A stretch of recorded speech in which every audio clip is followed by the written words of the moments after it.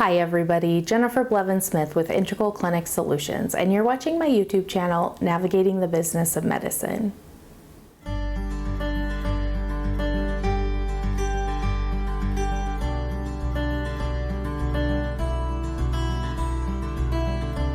Today we're going to talk about credentialing ancillary services and non-physician providers, or NPPs.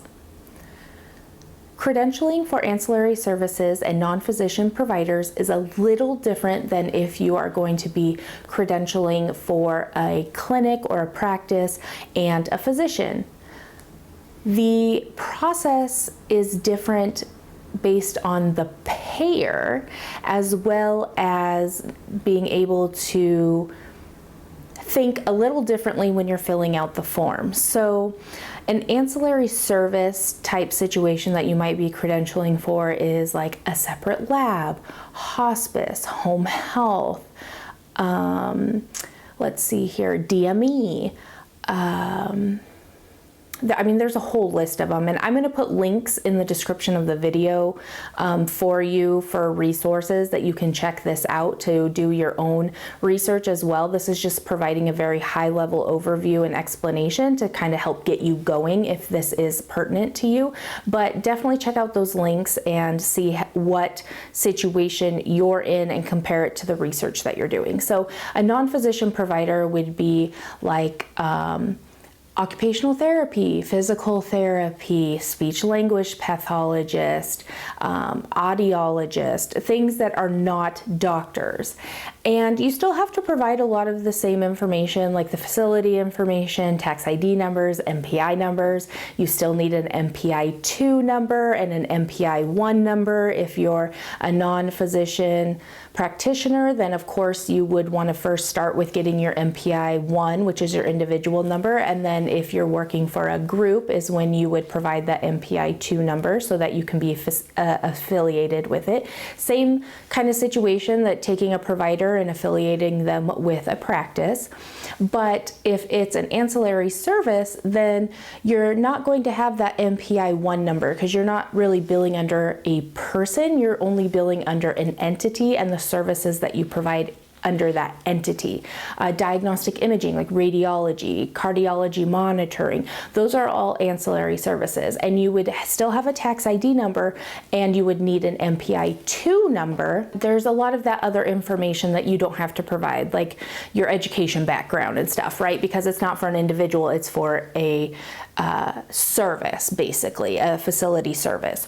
But you will have to provide any kind of accreditation that you've received, anything from the public health certification that you might have to get. And of course, this is going to differ by your state. So make sure you're looking at state regulations for this type of thing. Also make sure you're checking CMS and Medicaid, which is your state, to make sure that you're following everything you need to when you set up this business so that you have this information readily available when you start the credentialing process.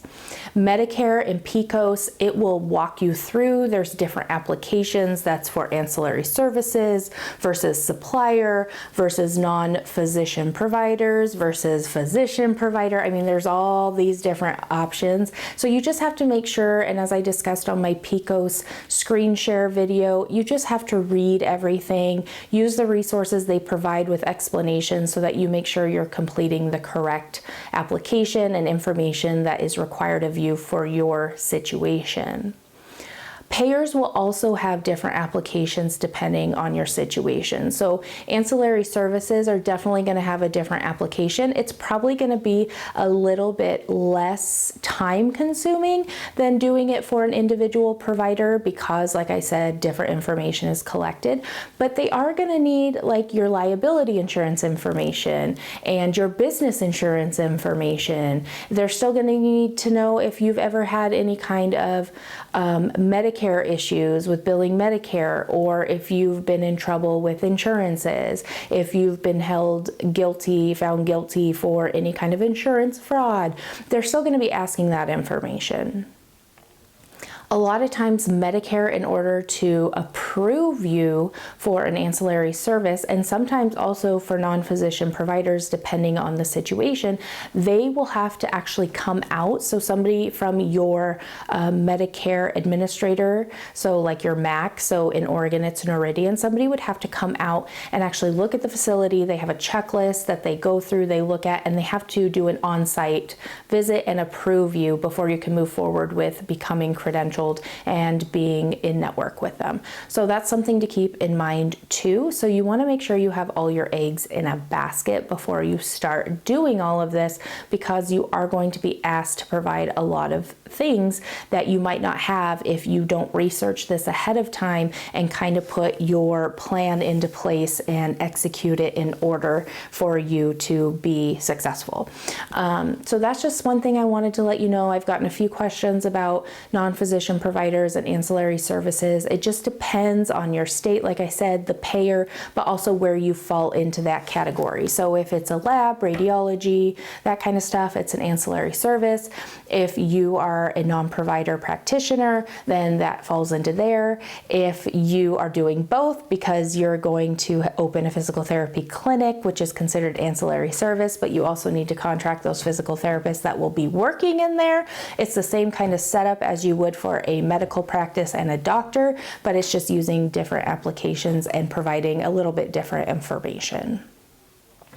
If you have any questions or comments about this, please leave that in the comments below. Again, remember, I will put some links in the description of the video to help you and kind of maybe guide you if this is applicable to you.